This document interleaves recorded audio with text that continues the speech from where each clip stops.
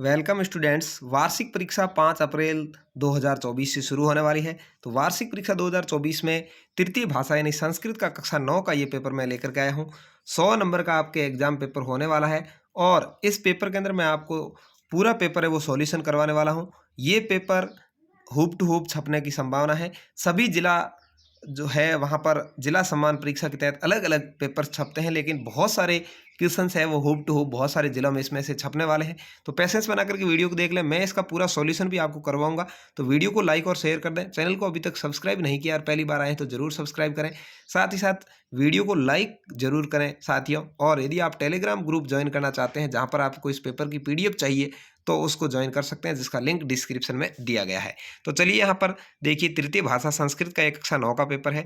सबसे पहले आपको यहाँ पर कुछ इंस्ट्रक्शन दिए गए हैं जिनका सामान्य दिशा निर्देश है, जिनका आपको पालन करना है। उसके बाद देखिए, अधोलिखित प्रश्नानाम उचितम विकल्पम चित्वा लिखत। तो यहाँ पर देखिए, सुरक्षा रसाल सदा लसंती, तो क्या होगा? बसंती। कब रस से भरे हुए आम दिखाई देते हैं? तो बसंत ऋतु के अंदर दिखाई देते हैं। स आपका यहाँ पर राइट आंसर हो जाएगा। एका निर्धना वृद्धा स्त्री कुत्र निवसतः, एक निर्धन बुढ़ी महिला कहाँ रहती थी? गांव में रहती थी। का मोदकानि रचयंती, किसने लड्डू बनाए? तो मल्लिका ने लड्डू बनाए। किस लिए? क्योंकि वो भगवान की पूजा करने जाना चाहती थी। ठीक है, तो मल्लिका ने लड्डू बनाए। कल्पतरु इति पाठस्य क्रम अस्ति, कल्पतरु कौन सा पाठ है? तो आपकी किताब के अंदर चौथा पाठ है, चतुर्थ पाठ है। किम यतनेन संरक्षित, तो यहाँ पर ये बच्चे ने गलत कर दिया था। वितम वितम यतनेन संरक्षित, तो यहाँ पर आपका अ राइट आंसर हो जाएगा 5 नंबर क्वेश्चंस में। अगला क्वेश्चन है, कच्छन बालः क्रीडतु निर्गजाम, रेखांकित पद में कौन सा प्रत्यय है? तो देखिए, यहाँ पर क्रीडतुम में तू पीछे आया हुआ है तो तुमुन प्रत्यय होगा। कौन सा होगा? तुमुन प्रत्यय होगा। स यहाँ पर आपका राइट आंसर है। अगला है, अस्त्रेषु मादृशः न, तो यहाँ पर परहरंती आएगा। क्या आएगा? परहरती। ठीक है, अस्त्रेषु मादृशः न प्रहरती, यानी जिसके पास शस्त्र अस्त्र नहीं हो तो उस पर कभी हमला नहीं करना चाहिए। तो यहाँ पर ब आपका राइट आंसर हो जाएगा। अहम खाली जगह तपोदत, तो अहम अस्मि तपोदत, मैं तपोदत हूँ। अस्मि आएगा यहाँ पर, ब आपका राइट आंसर होगा। अहम अस्मि तपोदत, मैं तपोदत हूँ। उपयुक्त वाक्य का रिक्त स्थान में पूरी करना था तो यहाँ पर अस्मि आ जाएगा, ब आपका राइट आंसर है। 10वां है, कोष्टकस्य समुचित संख्या पदे रिक्त स्थानम पूर्ति, कोष्टक में से उचित शब्द लेकर के यहाँ पर संख्या की पूर्ति करनी। तो देखिए, एकह क्या होगा? एकह मूषकः बाल समीपम आगच्छन्ति, एक चूहा बालक के समीप आया, तो एकह यहाँ पर आ जाएगा। ये आपके 10 हो गए ऑब्जेक्टिव टाइप क्वेश्चंस, यानी छोटे क्वेश्चंस जिनके आंसर आपको देने थे।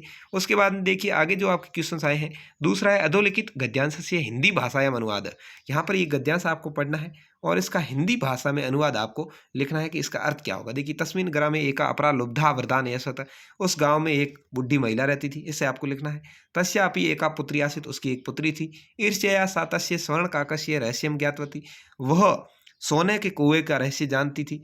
सूर्या तपे तंडुलान निशिप्य तथा अपि सौ सुता रक्षार्थम नियुक्ता, सूर्य जब निकलता था तो तंडुल यानी चावल होता है, चावलों को सुखा देती थी और खुद की पुत्री को उसकी रक्षा के लिए रख देती थी। तथैव स्वर्ण पक्ष का तंडुलान भक्ष्यन ताम अपि तत्रैवा कार्यतः, और उसी समय सोने का एक कौवा आता था जो उन चावलों को खाने आता था। तो इस तरह से आपको इसका अर्थ लिखना है। यहाँ आप चाहें तो इसका अर्थ लिख सकते हैं, प्रकृति हमेशा प्राणिना संरक्षणा यतते, प्रकृति हमेशा प्राणियों की रक्षा करती है। इयम सर्वान पुष्णाति विविध प्रकारे सुख साधने च तर्पयति, वो हमें विभिन्न प्रकार के पुष्प फूल और सुख सुविधाएं देती है। पृथ्वी जलम तेव, जो वायु आकाश ऐसा प्रमुख तत्वानि, इसके प्रमुख तत्व है पृथ्वी, जल, तेज, वायु और आकाश, ये 5 मुख्य तत्व है। तान्यव मिलित्वा पृथकता वा अस्माकं पर्यावरणम रचयति, उसको मिला करके और पृथक करके ही पर्यावरण की रचना होती है। इस तरह से आप ये लिख सकते हैं। तो 5 नंबर का है, दोनों में से कोई एक आपको करना था। अब यहाँ पर देखिए, अधोलिखित पद्यांश का हिंदी भाषा में अनुवाद लिखना है। यहाँ पर आपको 2 श्लोक दिखाई दे रहे हैं, इन दोनों में से किसी एक का आपको हिंदी भाषा में अनुवाद लिखना है। 5 नंबर का है। गुणा गुणगीषु गुणा भवन्ति ते निर्गुण प्राप्य भवन्ति दोषा आस्वाद्य तोया प्रभवन्ति नद्ये समुद्र मासाद्य भवंत पेया, यानी यदि गुणी व्यक्ति के पास में आप बैठते हैं तो आपको गुण ही प्राप्त होंगे, और यदि आप दुर्गुण व्यक्ति के पास में बैठते हैं तो आपको दुर्गुण ही प्राप्त होंगे। क्योंकि जिस प्रकार से नदी का पानी हिमालय से निकलने पर मीठा होता है लेकिन समुद्र में मिलने पर वो खारा हो जाता है, इस तरह से आपको इसका अर्थ लिखना है। अथवा आप चाहें तो ये लिख सकते हैं, वहति मंदम मंदम सनीरे समीरे कारिदा आत्मा जाया स्व नीर तीरे नता पंक्ति मालोक्य मधु माधुविला नादे नवनी माय वही वाणी वीणाम। तो यहाँ पर इस तरह से नदी के किनारे ठंडी ठंडी हवा में बैठा हुआ वीणा बजा रहा है, उसके बारे में आप दोनों में से जो आपको अच्छा है वो लिखना है। चौथा क्वेश्चन है अधोलिखित गद्यांश का संस्कृत में व्याख्या करनी। यहाँ पर भट्ट कहता है जयतु महाराज, राजा कहता है अपूर्व ईयते हर्षो ब्रूहि केनासी विस्मितः। तो इनकी बातचीत का आपको संस्कृत में अनुवाद करना है, 5 नंबर का ये है, अथवा आप चाहें तो इसका संस्कृत में अनुवाद लिख सकते हैं। पांचवा क्वेश्चन आपका याद देखिए, स्वयं की पाठ्य पुस्तक में से 2 श्लोक लिखने हैं जो इस प्रश्न पत्र में नहीं आए हुए हो। 5 नंबर का है, बहुत ही महत्वपूर्ण क्वेश्चन है, हर परीक्षा में 100% आता है। आप 4 से 5 श्लोक याद कर लीजिए अपनी पाठ्य पुस्तक के, उसमें से 2 आपको लिखने होंगे, 5 नंबर आपके 100% पक्के हो जाएंगे। छठा क्वेश्चन है अधोलिखित वाक्यांश से रेखांकित पदम आधारित प्रश्न निर्माण। रेखांकित पद है उसको हटा करके उसकी जगह प्रश्न निर्माण करना है। ग्रामे निर्धना स्त्री अवसत, तो निर्धना स्त्री को हटा कर उसकी जगह का लगाना है, और पीछे यहाँ पर ये जो आपको खड़ी पाई दिख रही है इसकी जगह क्वेश्चन मार्क लगाना है, यानी प्रश्नवाचक चिन्ह लगाना है, और ये हटा देना है, इसकी जगह का लगाना है। ऐसे लिखना है ग्रामे का अवसत। ठीक है, इस तरह से आपको प्रश्न बनाना है। ये 5 नंबर के 5 प्रश्न है, देखिए बहुत महत्वपूर्ण है। मोद कानी, इसको हटाना है। पूजा निमित्तानि रचितानि आसन, तो कानी क्या आएगा, कानी पूजा निमित्तानि रचितानि आसन, पीछे क्वेश्चन मार्क। स कल्प तरवे निवेदयत, तो यहाँ पर कल्प तरवे हटा करके लिखना है स कस्मै निवेदित, तो यहाँ पर कल्प तरवे कस्मै आ जाएगा। अगला है वृक्षा हटाना है, फलम न खादंती, तो यहाँ पर वृक्षा है बहुवचन है, खादंती तो के, वृक्षा हटा करके के फलम न खादंती। और रणभूमो हेतेसु सरान पक्ष, तो सरान को हटा करके कान लिखना है आपको। ठीक है, रणभूमो हतेसु कान पक्ष, और पीछे क्वेश्चन मार्क लगाना नहीं भूलना है, 5 के 5 में आपको ध्यान रखना है। तो ये 5 नंबर आपको इस तरह से मिल जाएंगे। अगला है राम शब्द की चतुर्थी और षष्ठी विभक्ति को लिखना है। तो राम शब्द की चतुर्थी विभक्ति में होता है रामाय रामाभ्याम रामेभ्य, और षष्ठी में होता है रामस्य राम्यो रामाणाम, ये दोनों लिखना है। क्या है, चतुर्थी के अंदर हो जाएगा रामाय रामाभ्याम, ठीक है, रामाय रामाभ्याम रामेभ्य, ये आपके हो जाएगा चतुर्थी में, और षष्ठी में हो जाएगा रामस्य, ठीक है, राम्यो रामाणाम, ये हो जाएगा आपके षष्ठ विभक्ति में। ठीक है, रामाणाम। तो इस तरह से आपको ये 3 नंबर आसानी से मिल जाएंगे। अगले 3 नंबर है मति शब्द की तृतीया और पंचमी विभक्ति लिखनी है। इसी तरह से राम के जैसे यही चलते हैं। तृतीया विभक्ति के अंदर होगा मत्या, मतिभ्याम, मत्या मतिभ्याम, और मति भी, क्या हो जाएगा, मति भी। और पंचमी विभक्ति के अंदर आपके हो जाएगा मते, मतिभ्याम और मतिभ्य।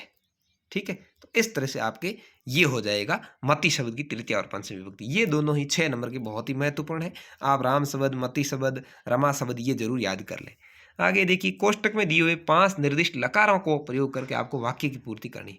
बाल का पुस्तकानी, पट धातु का लट लकार है, बाल का है बहुवचन है तो पठंती आएगा। ठीक है, पठंती लिखा हुआ आपको दिख रहा है। यूयम उद्याने कदा, क्रीड धातु का लंग लकार है, तो ये बच्चे ने गलत लिख दिया है, यहाँ पर आएगा अक्रीडतः, लंग लकार के अंदर अक्रीडतः चलता है। ठीक है, अक्रीडतः। यूयम उद्याने कदा अक्रीडतः, तुम उद्यान में कब खेलते हो, भविष्य काल है तो अक्रीडत आ जाएगा। अगला है साधव तपह, यहाँ पर तप धातु का लट लकार है तो साधव तपह तपति, ठीक है, तपति आ जाएगा, तपति। अगला है पितरम वार्धक्य पुत्र अवश्यम सेवायाम, ठीक है, पिता की हमेशा पुत्र को सेवा करनी चाहिए। सेव धातु का लोट लगा है, सेवायाम। ठीक है, माता ओदनम, पच धातु का लट लगा है, पचती, क्या है, पचती। माता ओदनम पचती, माँ लड्डू बनाती है। अगला है कोष्टक में प्रदत्त प्रकृति प्रत्याभ्याम पदम निर्भाय वाक्यम पुर्यतः, यहाँ पर आपको इसका वाक्य बनाना है। तव खाली जगह वीणाम मदीनाम नदीनाम आ धन कर्ण धनस्यप, तो आपको लिखना है आकर्णस्य, क्या है, आकर्णस्य होगा। ठीक है, तंडुलान खादंतम विलोक्य बालिका रुदुतम, चावल खाते हुए देख करके बच्ची क्या हो गई, रोने लग गई। रुदुतम, रुदुतम, ठीक है, क्या होगा, रुदुतम आरब्धा, यानी रोना शुरू कर दिया। तो इस तरह से ये 2 नंबर का आपके 10वां क्वेश्चन है। अगला अधोलिखित रेखांकित पदानाम समास विग्रह करता, समास नामा नहीं लिखा, 2 नंबर का क्वेश्चन। यहाँ पर समास विग्रह करके समास लिखना है। अनेन त्रिभुवनम प्रकाशितम, त्रिभुवनम का होगा तर्य भुवना नाम समूह, ठीक है, और द्विगु समास होगा, कौन सा होगा, द्विगु समास। ठीक है, क्योंकि संख्यावाचक है। हत्सारथी सेनाया पति, तो सेनायाम पति ऐसे लिखना है, सेनायाम पति, भूवि अपतता, और इसका क्या हो जाएगा, सेना का पति, तो कौन सा समास हो जाएगा, तत्पुरुष समास हो जाएगा। ठीक है, तो आपको ऐसे लिखना है सेनायाम पति और तत्पुरुष समास। इसमें लिखना है तर्य भुवनस्य समूह द्विगु समास। ठीक है, दोनों नंबर आपको मिल जाएंगे। 12वां क्वेश्चन है अधोलिखित वाक्येषु रेखांकित पदेषु प्रयुक्त विभक्ति तस्या कारणम च लिखत।